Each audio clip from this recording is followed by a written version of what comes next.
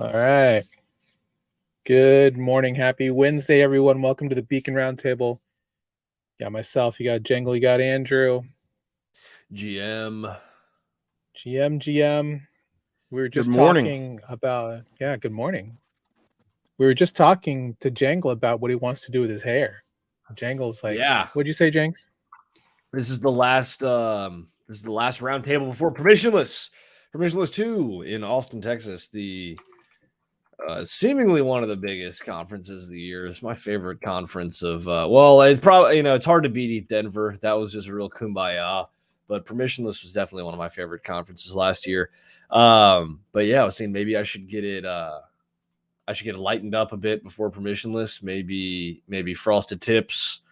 Feel free to throw in chat any suggestions. I'm really open to. I'm trying to bring back some classic styles. So frosted tips, maybe just a mullet. I've got a little action going on in the back. Might as well just clean it up top. A mullet, really in style, especially us amongst us dads. Mm-hmm. Good low maintenance cut for the dads. Recommend the mullet. Had one as a teenager. Don't try to bring that back, Chris. Get a haircut. You having one as a kid makes all the sense in the world. Honestly. Especially you wearing with you wearing a gi. But I don't anymore. That's the key point. Fair enough. To quote our friend Mr. Squid in the box, smash those likes, please. Help us get through the algorithm. Speaking of the algorithm, one thing we have, if you haven't checked it out, is a video here on claiming your Arbitrum airdrop. If you have not done so, watch this video that we have. It's here. Look at Jangle's beautiful face before the frosted tips. And then check it out. I'll put the link here in the chat for you. Hello to all of our friends also watching us being simulcasted on Twitch. Good to see you all as well. And you have 17 days until your eligibility to claim ARM is done. I don't know if you can hear the tornado sirens being tested behind me, but it is high time. There are people who literally watched the video, didn't realize, had more than almost 4K in free money waiting for them because they forgot about a wallet. So you too could be a big winner in the Arbitrum airdrop. Really, really take the time. Think. Check those couch cushions. Think about all those test wallets, all those random degen wallets you had, and check them because the clock's ticking, and in 17 days and 20 hours it'll all be over. So exactly. Well, let's start with Vitalik making news.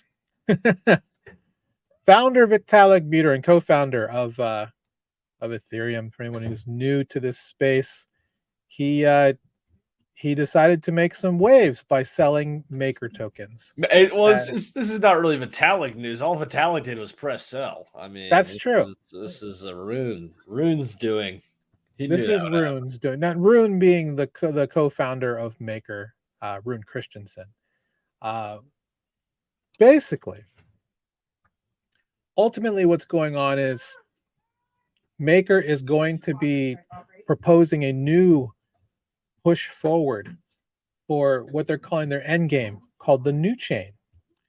And basically, the issue at hand is that they are looking at forking Solana. Cosmos is the other option with regards to what to do here. But it's all part of their 5 phases of endgame. For anybody who's unfamiliar with this, we'll have this in the show notes. But essentially, the 5 phases of endgame for MakerDAO is to essentially split up the DAO into 6 sub-DAOs. 2 of them will be called what are called facilitator DAOs, and the other 4 are going to be called allocator DAOs. They're all going to have their own specialty, their own specificity when it comes to handling DAO business, and they're going to have their own stable coin, issuing that coin along with DAI. Their short-term objective of the end game is to grow the DAI supply to more than 100 billion in 3 years. creating this autonomous, vibrant DAO economy through the sub DAO architecture, mainly for governance security, which I think is interesting. Now, the reason why they're looking to go with Solana or something like that for their separate blockchain is that they need to have the ability to do a hard fork in the event that there is a severe form of governance attack or technical failure, something that I guess Rune checked out doing an L2 and was not something that was easily done. Well, Can hard fork DOP stack or any other sovereign roll up stack? You totally can. I don't think it's any technically more difficult than forking Solana's code base. I really, to be honest, so there's the 5 phases of endgame, which have been, this has been live, or this has been public, this roadmap for a while. I covered it in May, but what made waves recently was specifically adding this sort of long-term, I think it's a 3-year time horizon, to have a sovereign maker chain called New Chain, TM.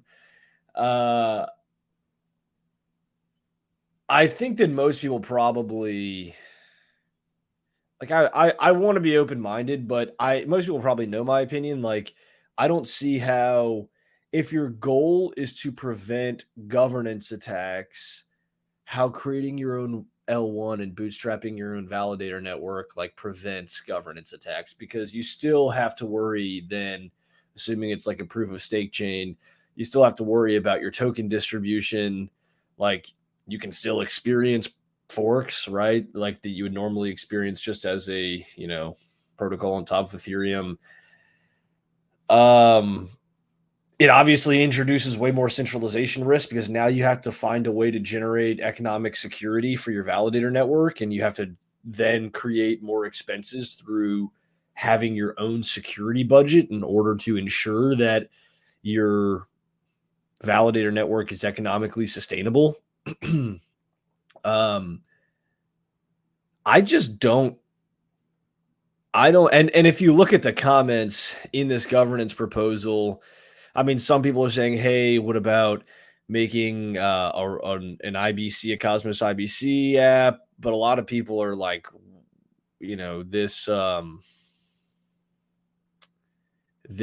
doesn't make any sense. There's a lot of people requesting like more technical documentation for how this decision came to, and I don't see more documentation from Rune outside of this. I don't know what, maybe 1,000-word saying, hey, we're adjusting the roadmap to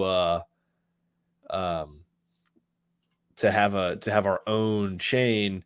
Hasu, famously a major contributor to Lido, as well as I think he's involved with MakerDAO and a lot of DeFi governance, saying Solana and Cosmos are the only options. What about an EVM based rollup? To me, maybe Arbitrum's stack with their introduction of Stylus might be the best option, because if it's Rust and maybe certain developer tooling that a Solana code base, because they're not talking about deploying on Solana, they're talking about forking Solana, right? So it's not even like they would get the benefits of Solana's existing professional validator network that they could kind of like tag along with. And while I don't believe Solana has their whole economic security thing figured out, they're at least, working in that direction. So it seems, I don't know, it's very concerning to me. It introduced a lot of centralization risk. In my opinion, Maker and DAI are already dealing with a lot of centralization risk with their, sort of push for real world assets, which is good right now in a high rate environment to be able to tap into those yields, but is a regulatory and centralization risk. But launching their own chain that is their entire back end of the protocol, that's a fork of Solana, and that just seems very, very risky to me. And if they route that might be better, but it's still seems risky. But of course, it's on a 3-year time horizon, I think. So that could change. 3 years is an eternity in crypto. So we'll see how this evolves. The roadmap will probably continue to evolve. I don't know, Andrew. It seems to me like if you're planning to Like if you want the tool in the toolbox of being able to do a hard fork, if there's a governance problem, what you're really saying is that you don't want to have governance. Or it just seems against the ethos to like for that to be a big part of the reason. I don't think it's good for applications to build in a way that they feel like these issues have to be solved at the chain level. So yeah, I haven't read a whole lot about this, but it seems like they have invented a way to fud their own protocol at an odd time. Yeah, I'd have to say so. I think the interesting part is with Rune, obviously a big brain guy, believes that at the very minimum, going to their own chain, specifically on the Solana side, will fix 8 years of technical debt that Baker has, which I thought was a very interesting. Myself being an IT guy, I was very interested in that idea because I honestly don't know why moving from an EVM based type of chain to something like Solana would be, frankly, any better. Some of the reasoning I read just kind of made me laugh, to be quite honest. But could they, refocus that code and make it work for them, specifically for the setup that they have here? Having specific sub DAOs, and they all have their own tokens. Certainly, does it actually work? I guess remains to be seen. I mean, obviously, this still has to go through, some version of approval moving forward, and there's a lot of conversation back and forth. Yeah, I'm glad you brought that you went over this in May, Jangle, because I think it's interesting that uh, that if this is, I mean, this obviously has been around for a little bit, so um, yeah, I guess we'll see where we go from here. Wait, I'm not a big wait. maker guy, but Were they talking about making a new blockchain in May? No, that's when Endgame got the 5 phases of Endgame were originally proposed. Okay, but I remember Endgame, but he wasn't talking about a new chain at that point, right? no, but No, it's no. recent. Yeah, it's recent with Okay. that talk. Yeah. Okay.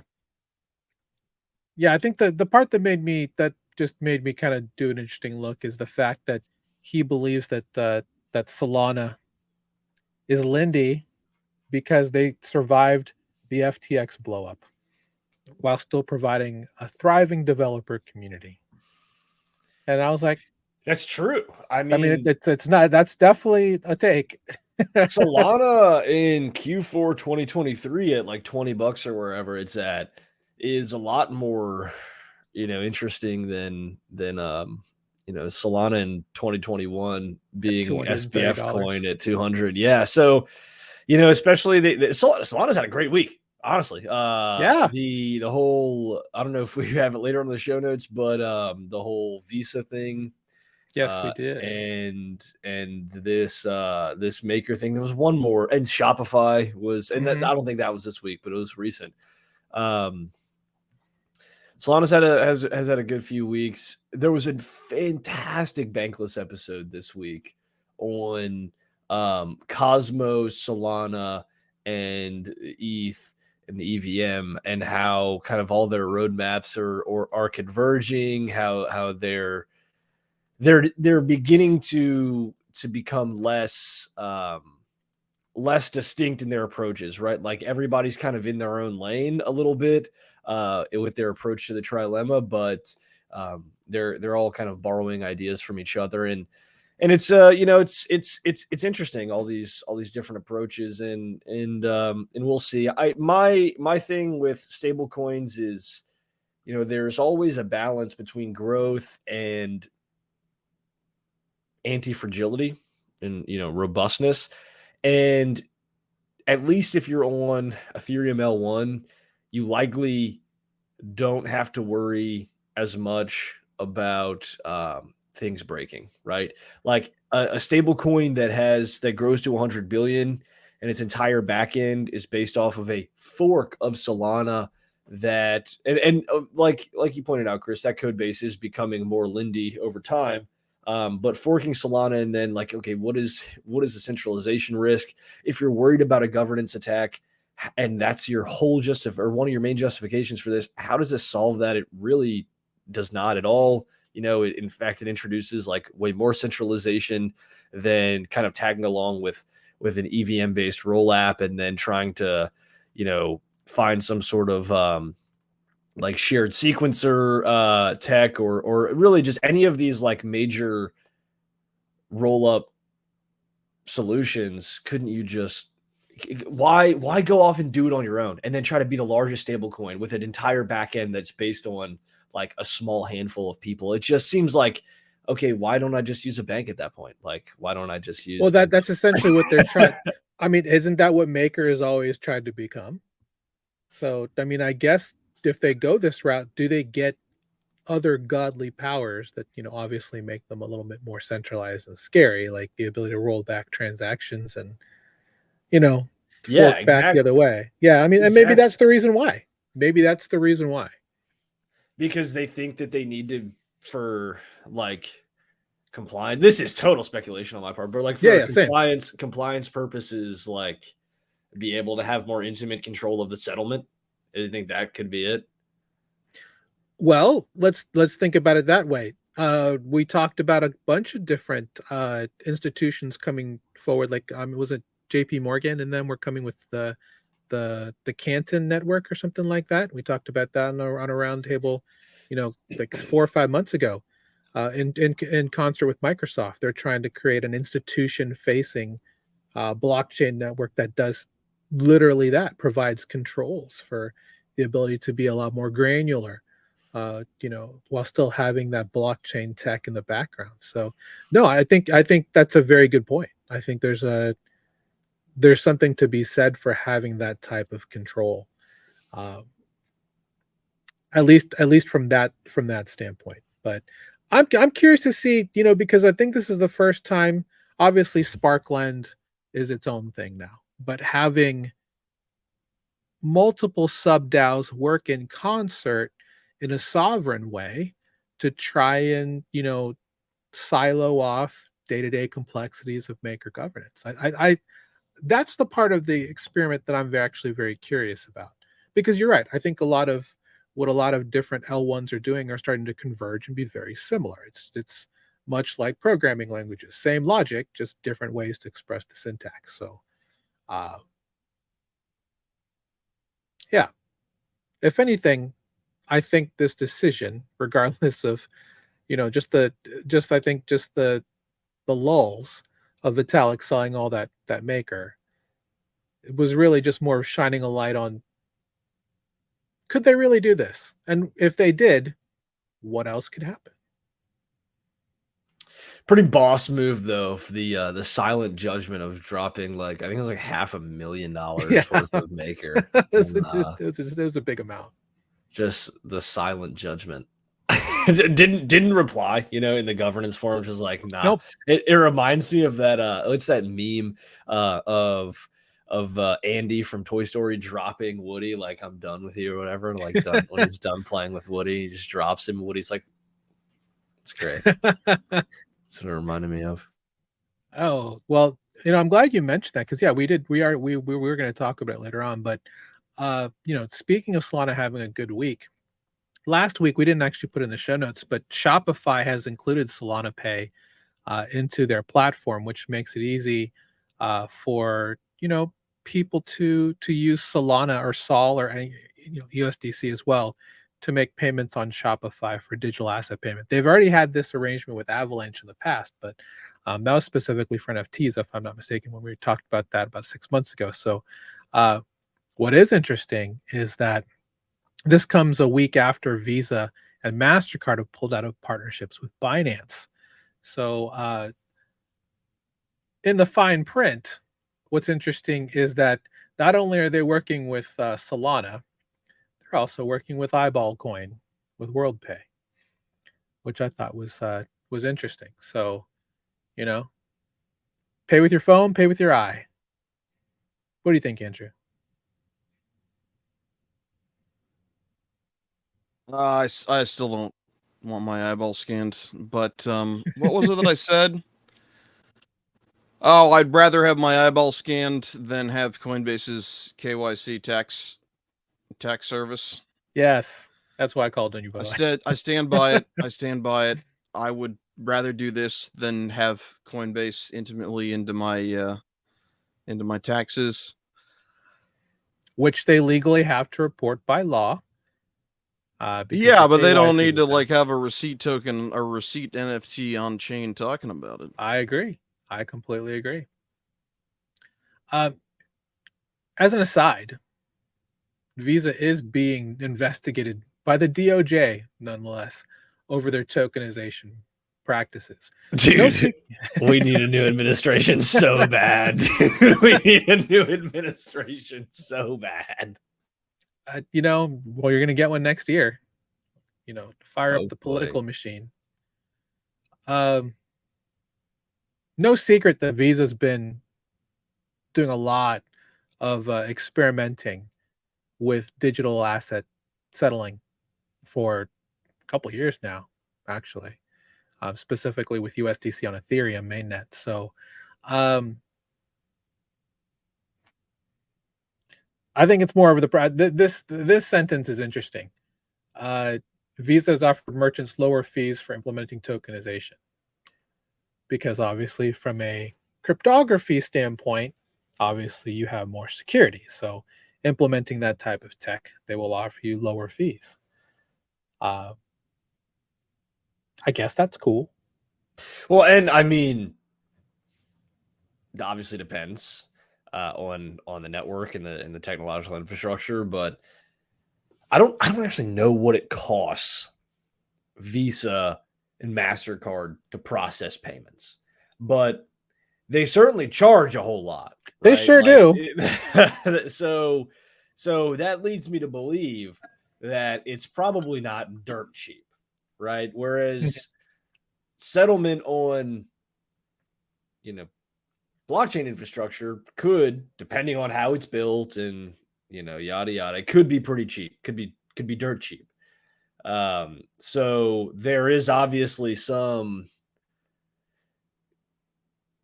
interest from the payment processors and how they can integrate this tech, how they can remain competitive if this tech does gain popularity and peer-to-peer payment processing becomes more popular, right? So they've got, payment processors have an obligation to experiment, to maybe acquire startups in this domain that are innovative and gaining traction, staying on top of it, right?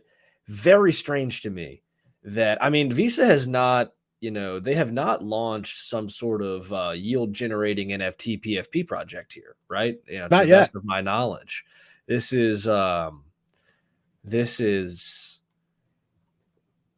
it's crazy to go after payment processors for experimenting with peer-to-peer payment processing technology. Like, what the hell? Doesn't make any sense. So I don't know. I didn't know that this act before you brought it up. I didn't know that the DOJ was taking any sort of action against Visa for experimenting with tokenization. That almost seems like a meme, like an Onion headline. It almost looks like it. It doesn't feel real, right? You're like, wait, what? Why? But yeah. Yeah, dude, that's where we're at, I guess. I don't know. It's like them going after an air conditioning company for using a new type of way to cool rooms or something. I don't know. That's a far stretch, but yeah, I remember we had a discussion around starting fires with friction a few episodes back. Something about severed fingers. This motion. I don't remember. Cooking hot dogs or something. Don't remember. But anyway, in this talk, it was a few weeks back. Folks in the comments will remember. But yeah, Andrew, I remember that. Was I here? I don't know. You're definitely. Were we starting fires a couple weeks ago? I'll look for it. That's fine. That's fine. That seems like a clippable moment, right? Hey, subscribe! I might clip like into and a subscribe short. while you're at it. If you want to see us talking about frosted tips and severed fingers, make sure you have notifications enabled for our channel so that you are the first person to see clip our whatever the hell that was. Okay, anyway, yeah, you know, DOJ, they're out of line. Visa is expensive. Peer-to-peer payment processing, we're here for it. About the takes you'd expect. Could you imagine if they did an NFT? Like, for example, because obviously I think a lot of you may not know this because you're not as old as I am, but the original Visa logo, I believe, had an eagle or something like that. I thought you were about to A say bird. Bored Ape. It was a bored ape. So they had bored eagles or something like that. Bored birds, bored pigeons.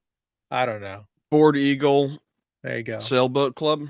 Exactly. And just having that, as a having that as like an NFT, and then they just build a treasury where they just use that to as an offset for lower merchant fees. You can have that one for free, Visa. But every day we stray further from Satoshi's vision. Unfortunately so. Yeah, so that I found that to be a very interesting, thing that the DOJ is that interested in what Visa is doing. But gay capitalism, right?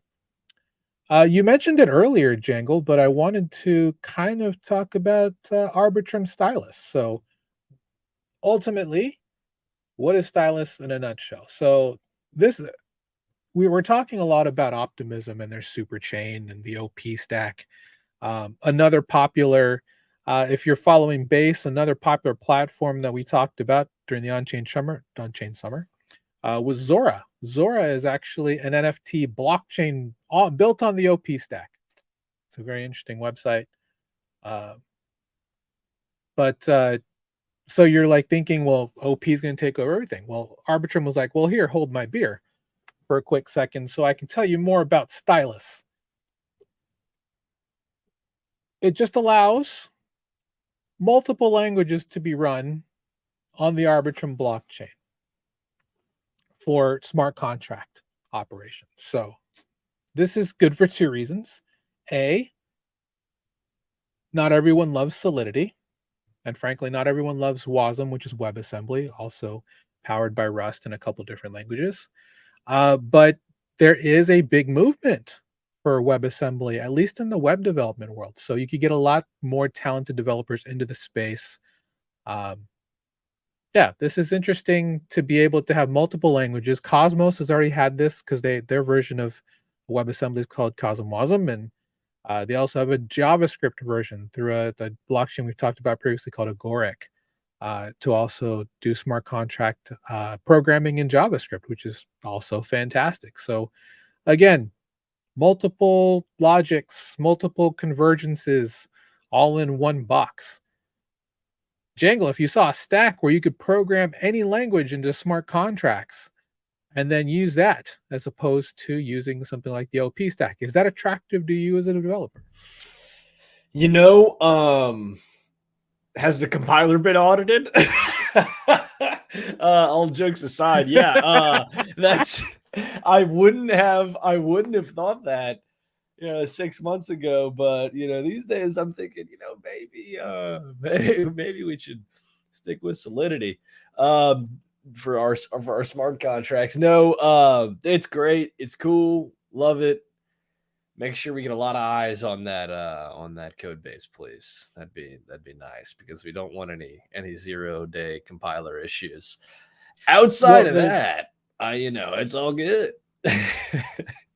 I mean, ultimately, the testnet is already live. So if you're a developer, you want to check it out, you want to see. I mean, I think what it also means is if everything is, if they accept, these different, there should be more boilerplate available, easy to port code over because you can, easily provide that tooling in a situation like this. So I'm personally excited to see what happens because this provides a very interesting competitor to the OP stack.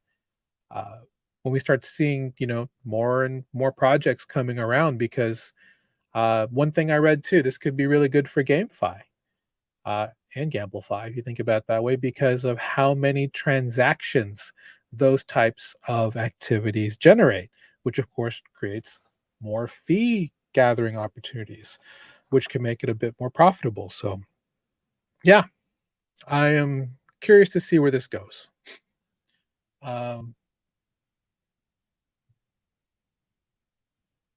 Yeah, very interested in this.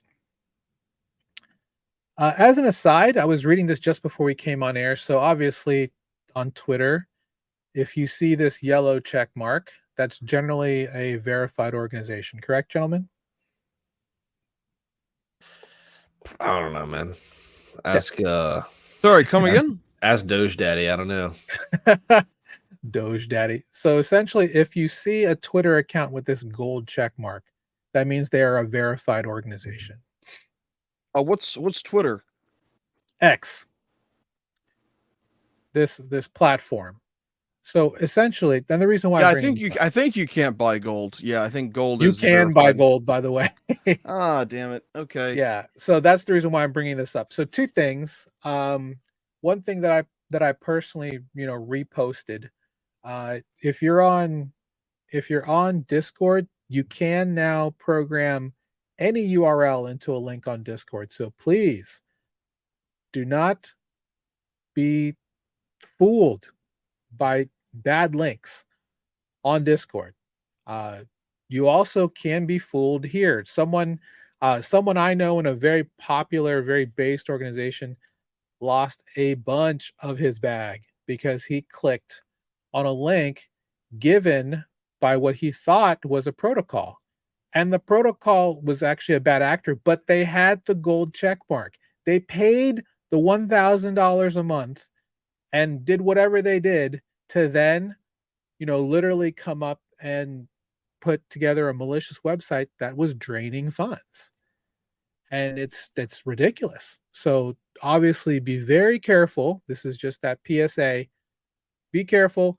Please do not enter in your seed phrase for any reason whatsoever. And the worst part is that they clicked on a malicious link using a wallet that had a ledger on it, and they approved it without double checking the contract. Something that's going to make Jangle roll over and just cry and hit the ground. Well, luckily, since they weren't checking their contract interactions and they weren't paying much attention to exactly the contents of what they were signing, luckily it was only on a degen address that had a very, very, very small percentage of the crypto bag, right? Nope. Large allocation. It was pretty bad. Hold on one second. So we're not talking about the tweet that we're currently No. It was just more about the idea. Right? I just saw the gold check mark and it made me think of it. So as a PSA to everybody, be very careful on the links. So are you talking about someone you know or something you read about? Someone I know. Okay. I don't know them obviously, but I'm in a Telegram group with them. So, sure. I think this is something I've talked about a lot in our private mastermind, and I still feel like a lot of people just aren't actually interested in doing it because it's just makes things a little bit more complicated. But wallet sharding just solves a lot of problems. You can have the same software wallet, the same hardware wallet, but just have different addresses for different things. Yes, you might have to keep track of it in a spreadsheet or swap between things, but if you name them nicely, you can diversify a lot of risk. And it's really like not hard. Just that sounds like a great video to put together, Andrew. No one wants to do it though. I mean, I don't know if anyone wants to do it. Well, it's I've got some videos I've made on it internally. I can clip up and put on here. I'll put that on my to-do list if people are interested. I'm sure. Here's the thing, like content-wise, people don't care about that. Like they care about the videos that people want to watch, like BitBoy chasing after Sam Bankman-Fried, but what they need, the videos they need to see, are the importance of wallet separation. You can just make however many public keys you want. Like they're just giving away public keys, right? If you've got You have and private keys for that matter. You can generate however many private keys you want. You can generate, 1, 2, 3, 4, 5, 10, 20 private keys. Each one of those private keys can generate 1, 5, 10, 20, 1,000 different public keys. Dude, what are you doing? I'm talking to you with all of your assets in one public address. What are you doing? That is nuts. That is nuts. So, yeah. Shard your addresses, please. Please. Maybe maybe one way to kind of like spice up this idea is you're going to permissionless soon, right? Right, Jangle? Yeah. Yeah. Maybe you should like have some man on the street videos, but it's man at the conference where you come up to people and you ask them if they How many if they addresses do practice you have? wallet separation. Yeah. Are you sharding your addresses? Yeah. Pretty How sure many or not. I exactly? feel like How many when I private was in keys East Denver, I got the distinct idea that more than half the people didn't own a hardware wallet. So I think it's a staggering number of people who don't own a hardware wallet, and they don't really see the reason why to have one. They're doomed. They're doomed. We can't save everybody. But we can try. Not say we can try. We must try, I guess, huh? We must try. That's why we're here. That's why we're Beacon. We're that guiding light in this choppy sea Oh, it's all so tiresome. of volatility. It is tiresome, but that's why we're tiresome. here. If I Help us have help to you. spend any more time yelling at people to get a hardware wallet, I'm going to go insane. And this is a bear market too. Like you'd think everybody, like, how are you still here if you don't have a hardware wallet? How have you survived this far? It's like dumb luck. You'd have to be kind of gangster to still be solvent and to like not just be yeeting your assets just without any sort of protection. How are you still alive? You need the protection. That is for sure. Okay, we'll move maybe on. that's another thing you could do at permissionless Jangle. Just walk up to people and ask them if they need protection. Yeah. Sure. Excuse me, sir. How many private keys do you own? Can I ask you about your private keys? Do you mind? Personal question. Anyway. Man, a lot. So Arbitrum protocols, they're trying real hard to do really well, and I applaud them for it. One of them, for anyone who doesn't know who Saul Goodman is, founder of GMD, the GMX-like protocol with a launchpad. Oh, I was thinking the crooked lawyer. Yeah, close. No, yeah, Bob Odenkirk's amazing. Yeah, he's a great actor. Actors ever. Yes, absolutely. What I realized like a few months ago, Saul Goodman from Breaking Bad, if you sound out his name, it's all Goodman. It's all good, man. It's all good, man. It's all good, man. Saul Goodman. Yeah, you really I think didn't get that was till just now? Yeah. That is hilarious. That is excellent writing. Oh gosh. Anyway, what did he do? Launch some Ponzi? Well, close. They a lot of so there's two things that they've done. One of them involves GBot, which is basically a bunch of GBot tokens got OTC'd by a scamming OTC escrow. First of all, please use a trusted service if you have to OTC something. I don't know if there's like a should we secret offer an escrow handshake service? I'm seeing this and I'm like, should we have an escrow service?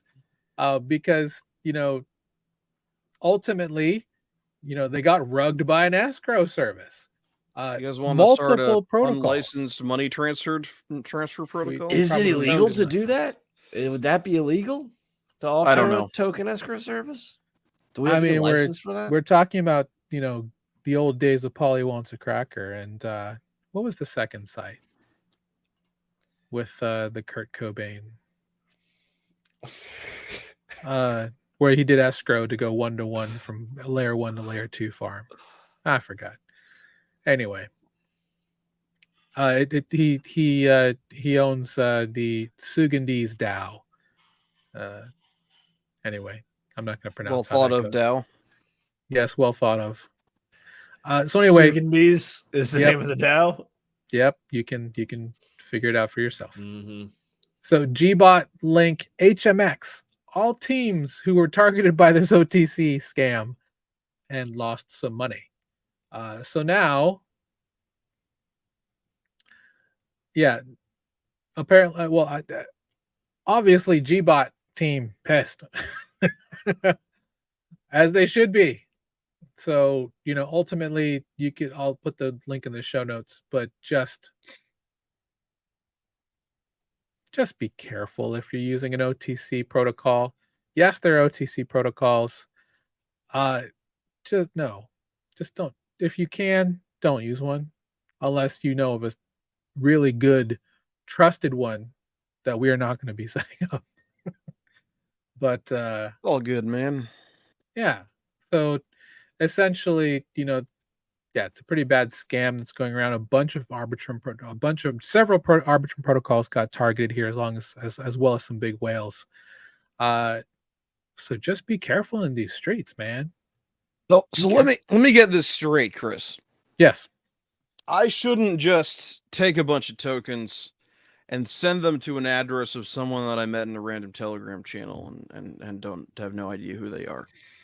I shouldn't just send over 6 figures of ETH to a random nice guy in the Telegram chat unless he's you, right? Yeah, trust me, bro. It's a very TMB situation.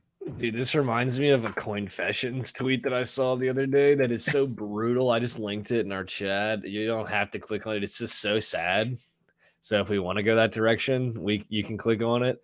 But I'm definitely clicking on it. We're gonna see what this said. Well, it's actually a disguised link. You've been drained for not using a hot wallet. Oh no! Oh no! Or not using a hardware wallet. It can happen just like that, folks. If you're using. I saw this. Yes, this was so bad. Brutal, dude. So brutal. Like 1, so sad. 2, you're so dumb.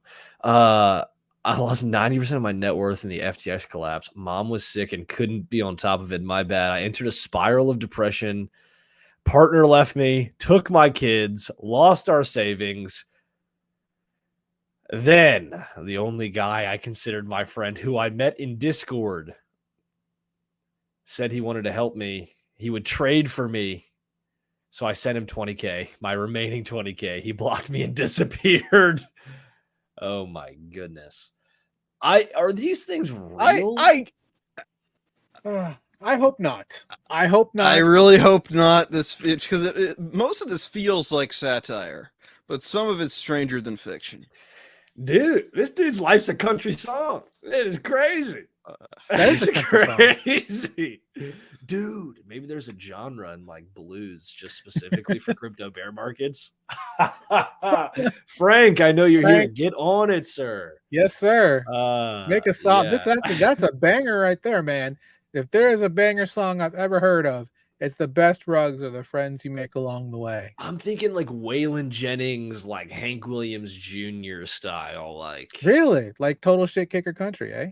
Yeah. Okay. But just like crypto themed, really niche market for sure. I think the saddest part of obviously I'm normally in things like this for the comments, but the number of people saying you should have bought so and so coin is just gross. Yeah. I can't do it sometimes, guys. I just can't do it sometimes. This is just too much. These degenerates. Yeah. Well, what won't be there with degenerates is going to be what's coming up next week at Permissionless, right? So for those of you who don't know, Jangle will be there.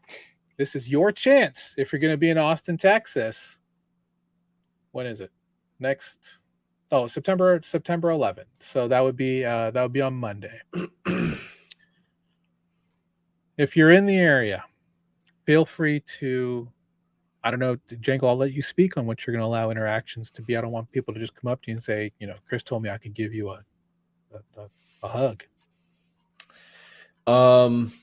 If you hold my friend tech keys, you can hug me. There you go. Joking, kind of, not really. Nobody owns them anyway, so they're at rock bottom. If I own 3, does that mean I can hug you 3 times? Nice. We'll talk about that offline. You're just sliding a Jangle's key holder chat for that. We'll take that to friend tech. We'll take that on protocol. Yeah. Holler at me. Slide my see, Twitter DMs are tough because if I don't follow you, then the DMs just get lost in the void, really, to be honest. So try to DM me on Twitter. At me is probably easier. Or, obviously if you've got me on Discord or on our Circle platform, you can let me know if you're going there, or Telegram or anything, or in the comments of this video, say, hey, I'm going to Permissionless. We can link up. It's a great conference. If you're thinking about going but don't yet have tickets, let me know. There's a few discount codes that I am aware of because they are now $1,200. So yes, I was about to say I was going to roll with the student ticket, but it says they're reviewed. I mean, so if you have a school email, which I do have as a professor, I could get that for $99. But that seems like it might be a violation of your academic code of conduct, Chris. I don't think it is. It's for science. But anyway. All right. Agenda. Why is the agenda not coming back up? Show me the agenda. There we go. A lot of good speakers here. A lot of good panels. Excited for that, actually.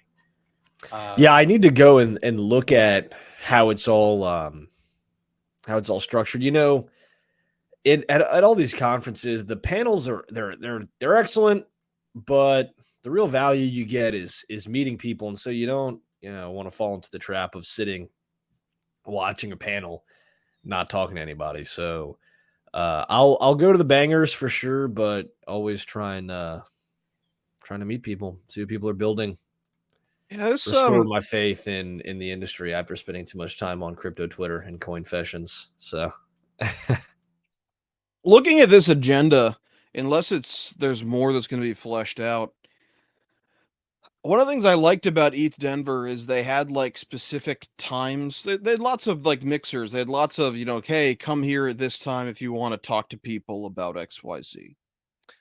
I'm not seeing anything like that on here. I'm pretty much just seeing the panels.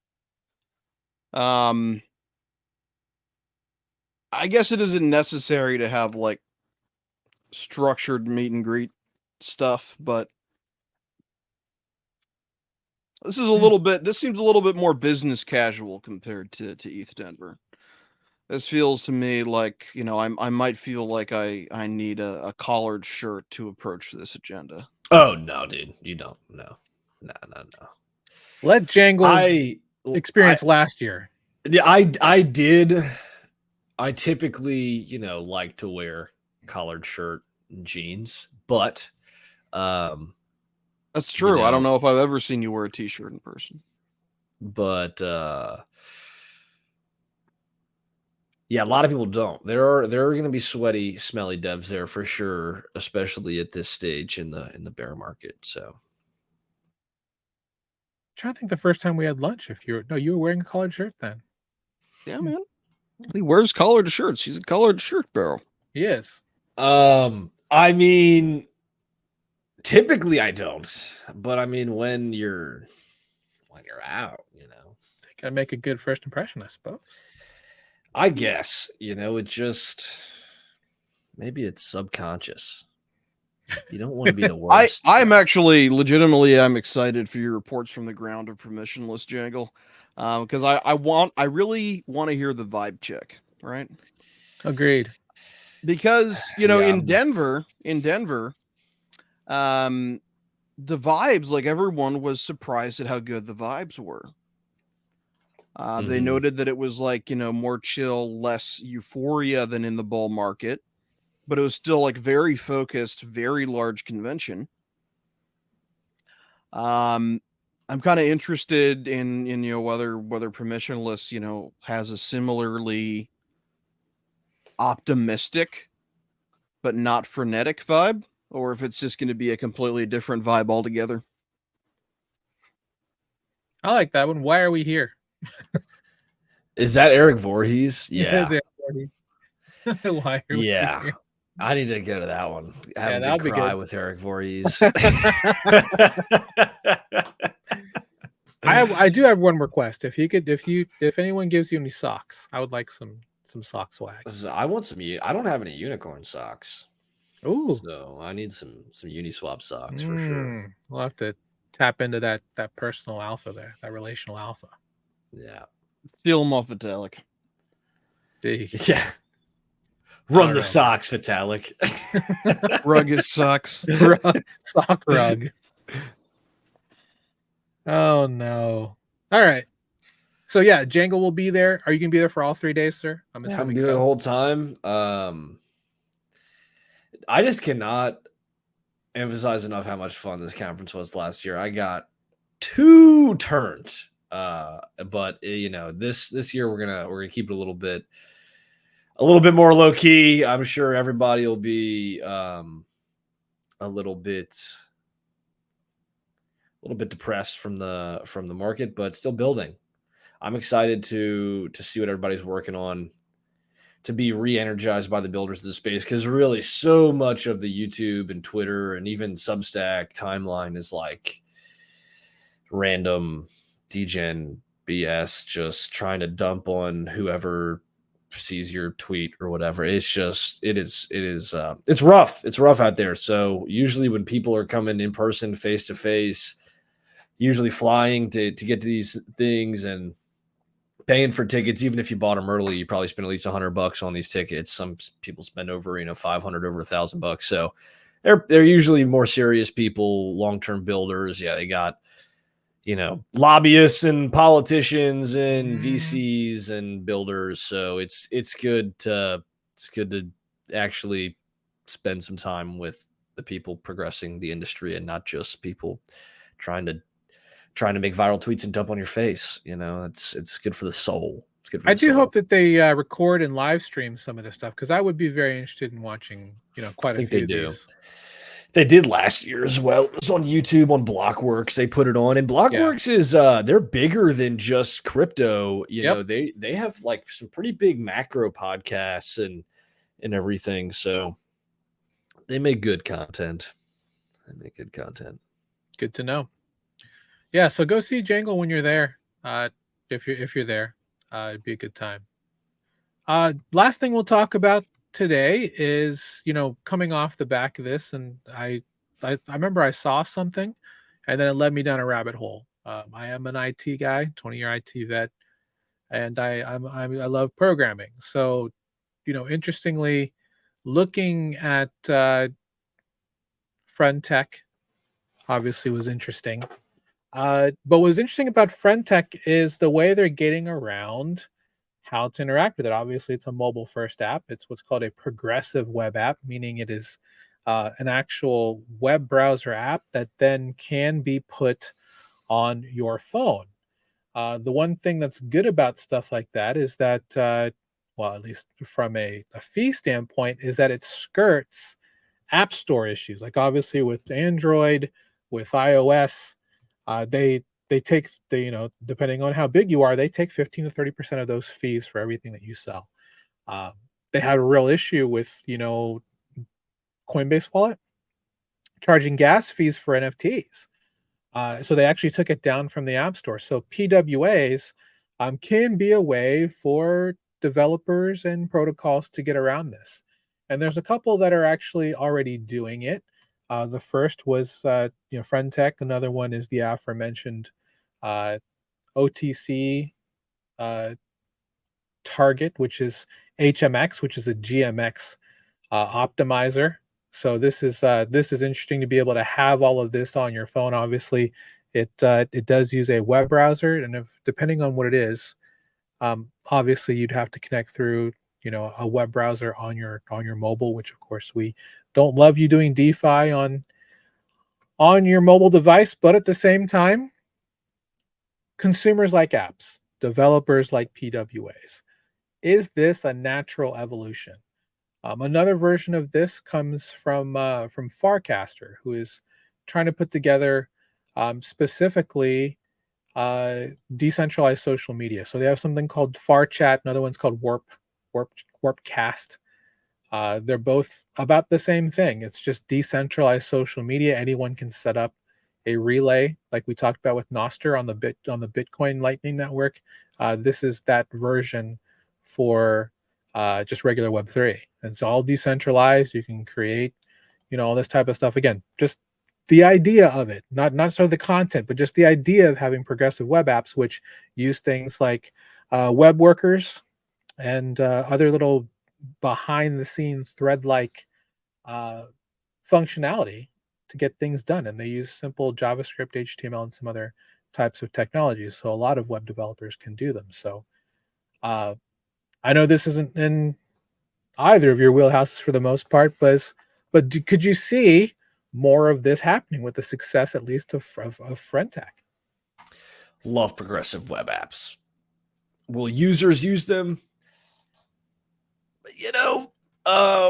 Probably a little. It's still like you put that onboarding experience in front of the average iOS user, they're still gonna be like, what the hell is this? But we're moving in the right direction, and it is for me and more tech forward people who want to use these types of applications. I mean, I'm not using HMX on my iPhone. I'm obviously not trading on my mobile device, but as far as experiencing things like Farcaster or Frentech or something like that, like it is definitely progressive web apps, like the only way to do it, right? You're not gonna just have it in your browser. So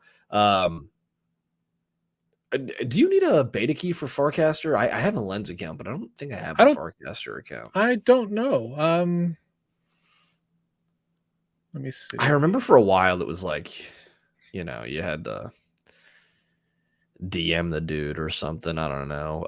Oh, you're right. It's in beta, but if you go to permissionless, you can get a key. Yeah, I'll get a key there. Okay, cool. Right. Cool. And this could be a really cool way for us to, put out information specifically. The energy, or the audience rather, not the energy. The audience for this are people who are burned by the Twitter API, or rather the X API, x.com API. So it's an XYZ domain. So obviously it's decentralized, it's Web3 facing. Anything they can do to just make everything more decentralized, and obviously, unless you know somebody, that should be free to use. Are you saying it's an excellent Twitter replacement? I don't know, man. I don't know.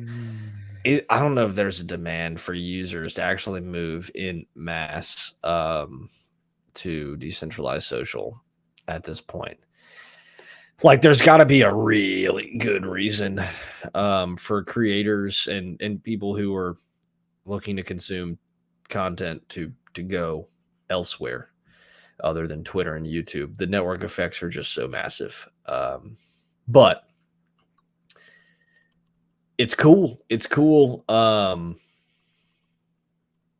What's that? There was that kind of big protocol that was like trying to go after Twitter, and I want to say that the original Twitter founder was involved with them.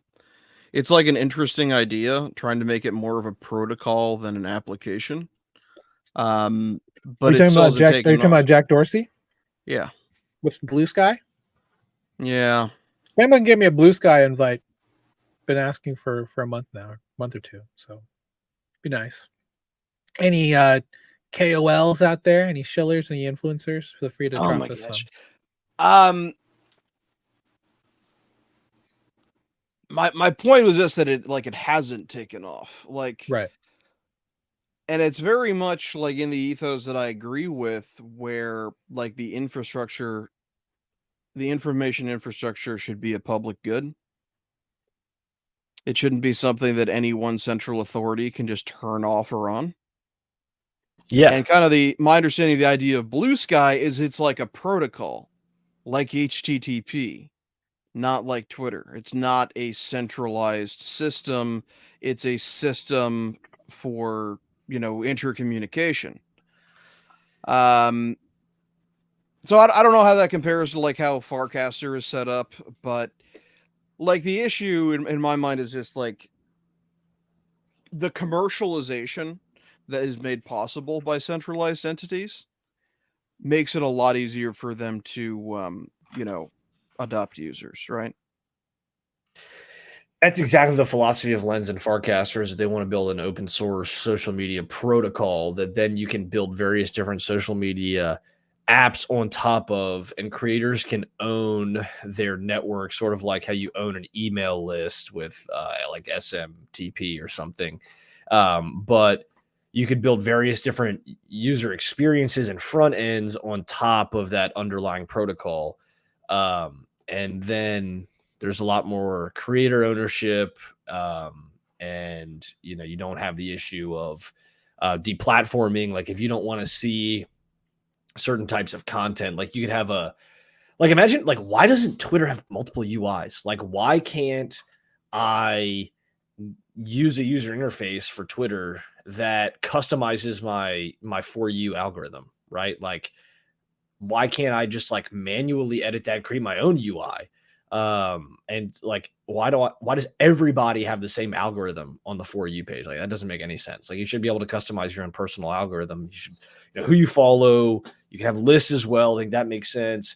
And then like, here's what I want my Jangle? algorithm for You, so that, I don't know, they can control it. But at this point, like, Because you are the product on social media. You are the product. Yeah. They are selling you to advertisers. They want to control everything about your experience. Yeah. So that they can best monetize your attention. Yep. Pretty much. So the solution currently on Twitter is lists. Right now, from an honest user's perspective, like Lens, and I haven't used Farcaster, so I don't know. But the most decentralized social apps that I've used, it's like people aren't there, right? So it can be like 1,000 times better. But if people aren't there, then I'm not going to be there. And so if people aren't there, then I'm not going to be there. You're not going to be there. If we're not going to be there, then other people aren't going to be there. If other people aren't there, then we're never going to be there. So you need to like jumpstart this, and everybody needs to be there and stay there. Like even with threads, like threads user like stats, they're down bad. Like it was a explosion of users because anybody with Instagram could like click a button, just make a Threads account. And it was like a party where it's sort of like after your presidential candidate of choice loses and your worst enemy wins, everybody says, I'm moving to Canada, right? If so-and-so wins, or I'm moving to Mexico, it'd probably be better. But then like, you don't, right? You really don't. So everybody hates on Elon, or they hate Google or whatever. They want a replacement to these Web 2 social media apps. But when push comes to shove, they really don't. They really don't want a replacement. They don't actually quit and go somewhere else. I mean, a few people do, but not enough to really make the difference. And the network effects of social media are so strong. They are so strong. And so, like, I feel like this battle, and I don't want to discourage the team's building or like speak ill of the team's building, but it's like they're like continue to build, sure. But like, for my opinion, is that this battle was like, we lost this battle, right? Like decentralization lost the social media battle. And so, Elon's taking it into his own hands to do what he can with Twitter or whatever. And so we'll see how that goes. And maybe there'll be an opening and Farcaster or Lens can slide in. Maybe so, or Threads, whatever, trade one ruler for another. But really, I think what most of the industry probably should be focused on, or what we have a chance to win, is like decentralized and self-custodial, like cultural artifacts. So things like, community tokens and, financialization and, things like collectibles, like interacting with creators, right, in ways that give you like ownership of those. Like imagine if you had a tokenized version of every conference that you ever went to for like a particular band, right? Like imagine if you had done like Woodstock 99 and like you had that NFT, right? So like I think those digital cultural artifacts are going to be more and more significant as time goes on, right? And where are they going to be held? Are those cultural digital artifacts going to be held on Apple's servers? Are they going to be held on Facebook servers? Are they going to be held on Google's servers? Are they going to be held on Ethereum? Are they going to be held on Solana? Are they going to be on a Cosmos app chain? Or are individuals going to have their own, or like individual entities or creators going to have their own app chains? Like probably not, right? I think that's the battle that's on the horizon. Is what is the ubiquitous database for significant cultural artifacts, digital artifacts, and where's that going to be held? And my greatest fear is that it will be on Apple's servers or something like that, because they're going to be able to put the best user experience on it. But like ideally, like just like in an ideal world, Twitter would be an open source decentralized protocol that anybody could build their own customizable front end on. But like we didn't get that, so now like we just make do with this like centralized social media that like one man controls, that everybody uses as our global town square. Like that's obviously not the ideal solution, but it's the one we got because it's the one we all went to. Right now we have that choice again over the next 5 to 10 years. Where are our significant digital cultural artifacts going to be hosted?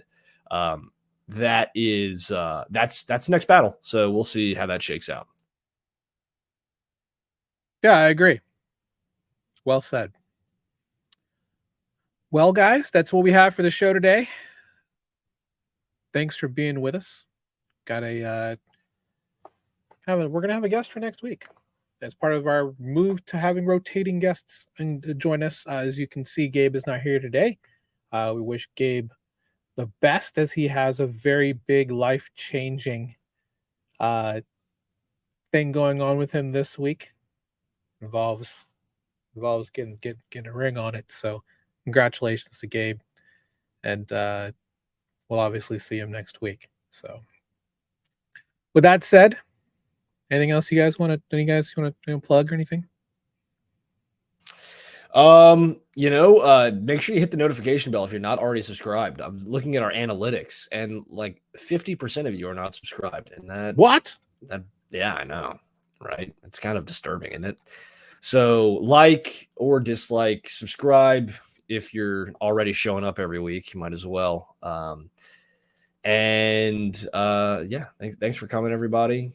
We appreciate you. Hit the notification bell so you know whenever we post new videos and shorts. And yeah, follow us all on Twitter, all that sort of stuff. Thanks for hanging out with us. Sometimes I don't want these conversations to end, but I guess they should, huh? We'll have to use a bathroom, so they're gonna have to. Yeah, 07, okay. Everybody. 07. Enjoy your Wednesday. Oh man.